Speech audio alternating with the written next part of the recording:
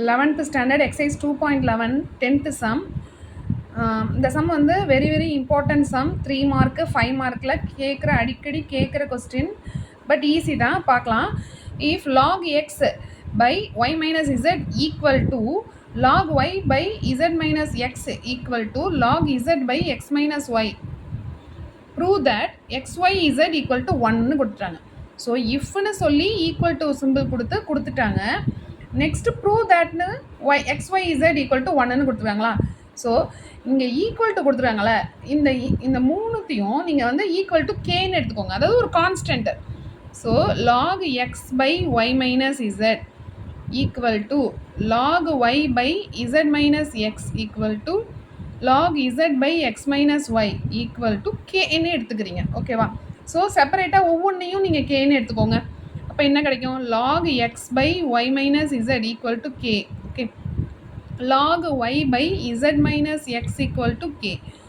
log z by x minus y equal to k. இல்லையா?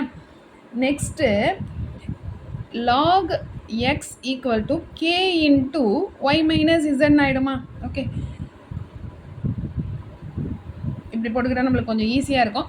Okay, multiply பண்ணிக்கிறோம். log y equal to k into z minus x. log z equal to k into x minus y. இல்லையா? இப்படி தானே கிடைக்கும்.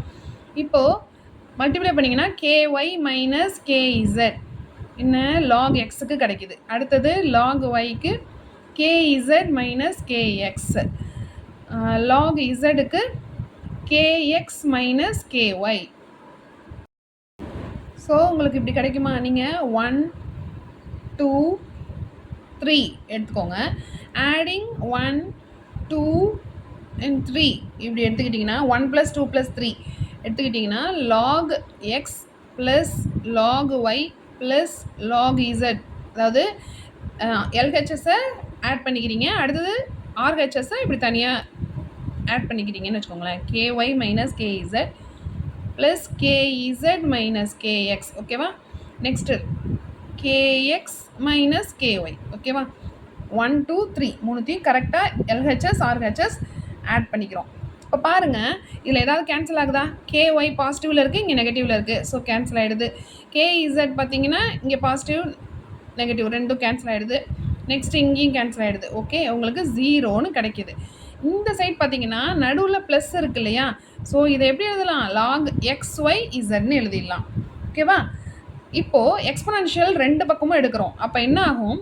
e power log xyz e power 0. அப்போது e power 0 என்ன value? 1. ஓகேவா. இப்போது இங்கே வந்து பார்த்தீங்கன்னா ஈயும் லாகும் கேன்சல் ஆகிடும்.